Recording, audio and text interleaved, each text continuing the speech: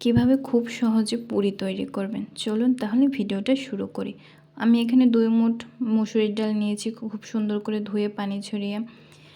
এর ভিতরে দিয়ে দেব 1 চামচ পেঁয়াজ বাটা, হাফ চা চামচ রসুন বাটা, দিয়ে দেব অল্প একটু টেস্টিং সল্ট, দেব হচ্ছে পরিমাণ মতো লবণ।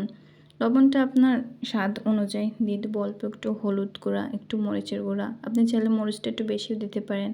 এখানে হাফ চা চামচ ধনিয়া গুঁড়া, হাফ চা চামচ জিরা গুঁড়া, আর দিয়ে দেবো তেল।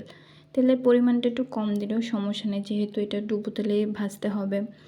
তো এগুলো সব কিছু মিশিয়ে আমি চুলার জালটা অন করে দেব, আর একটু সব কিছু মিশিয়ে গরম হওয়া পর্যন্ত ওয়েট করব।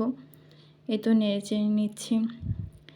এর ভিতরে এখন দিয়ে দেব পরিমাণ মতো পানি, যেন এই ডালটা সিদ্ধ হয়ে যায় ততটুকু পানি দেব।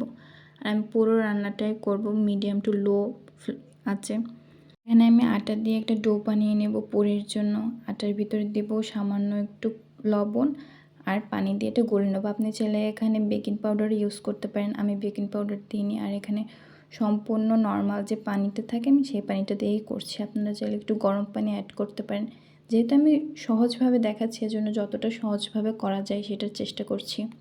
এই তো অল্প অল্প পানি দিয়ে আমি ডোটা করে নেব। ডোটা বেশি শক্তও হবে না, আবার একেবারে নরমও হবে না, মিডিয়াম হবে।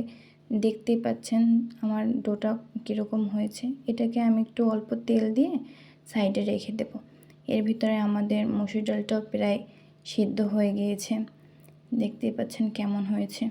আমি কিন্তু পরবর্তীতে আরও একটু পানি অ্যাড করেছিলাম, কারণ ওই পানিটাতে আমার ডাল পুরোপুরি সিদ্ধ হয়নি। তো এই তো আমার ডাল প্রায় অনেকটাই হয়ে গেছে। এখন আমি এটাকে একটু গুঁড়ো করার মতো করে নেব ওই চামচের সাহায্যে। দেখতেই পাচ্ছেন আমি কিভাবে করছি। এটা একটু টাইম লাগবে করতে, বাট হয়ে যাবে।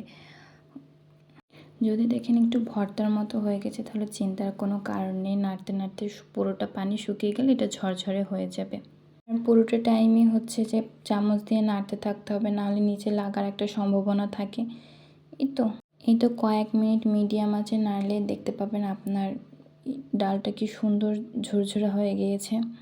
আমি এখানে পুরোটা ডালের পানি একেবারে শুকিয়ে নিয়েছি, নাহলে যখন রুটির ভিতরে দিয়ে বেলতে যাব তখন পানি থাকলে লিক করতে পারে।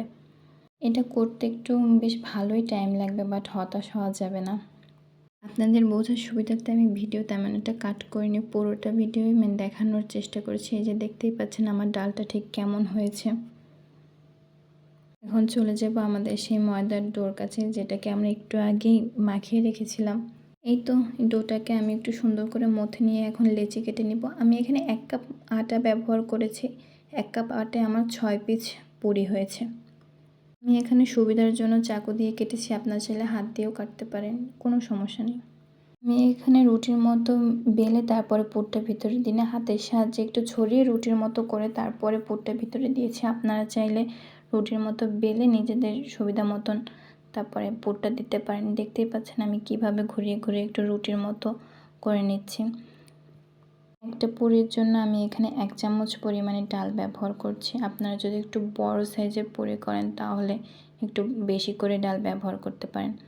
এই তো আমি এখন এটার মুখ আটকিয়ে নেব।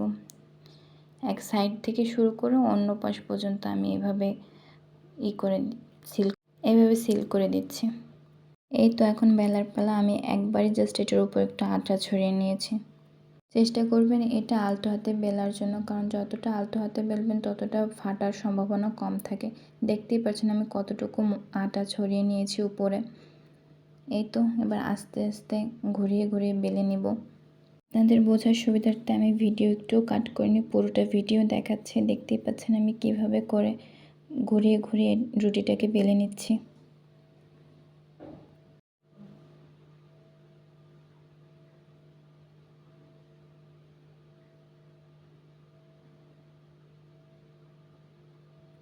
বারবার উল্টে নিলে 2 সাইডে অনেক সুন্দরভাবে বেলা হয়, এক সাইডে আর কি দাগ হয় না। আপনারা মনে করতে পারেন আমার বাসায় হয়তো বা ফিরা নেই, বাট আমার বাসায় ফিরা আছে, বাট আমি হচ্ছে টাইলসের উপর কাজ করতে স্বাচ্ছন্দ্য বোধ করি। এই তো দেখতে দেখতে আমার পুরিটার প্রায় বেলা শেষ।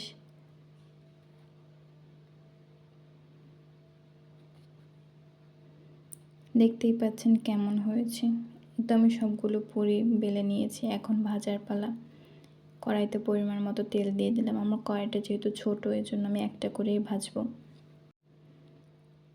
এই তো তেল গরম হলে পুরিটা দিয়ে দেব। এই তো হালকা একটু নাড়াচাড়া দিয়ে উল্টে পাল্টে ভেজে নিব।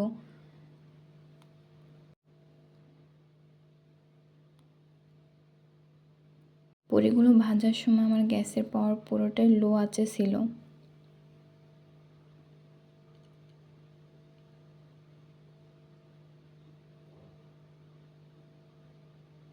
দেখতেই পাচ্ছেন আমার পুরিটা ঠিক কিভাবে ফুলছে আস্তে আস্তে। আপনাদের সুবিধার্থে আমি দুটো ক্লিপ অ্যাড করে দিয়েছি। এই তো আমার পুরি অলমোস্ট ডান।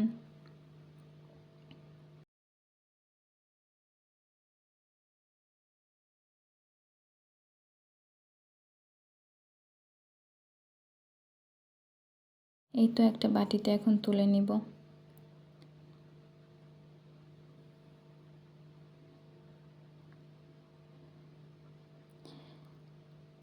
আপনাদেরকে দেখানোর জন্য আমি আরও একটা পুরি ভেজে নিচ্ছি।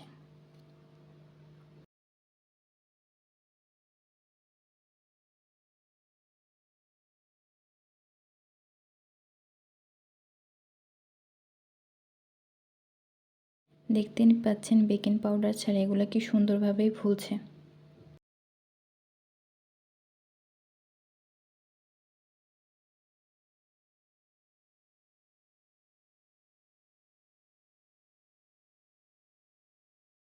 আমার সবগুলো পুরি ভাজা শেষ। এখন আপনাদের জন্য আমি কেটে দেখাচ্ছি ভিতরটা ঠিক কেমন হয়েছে।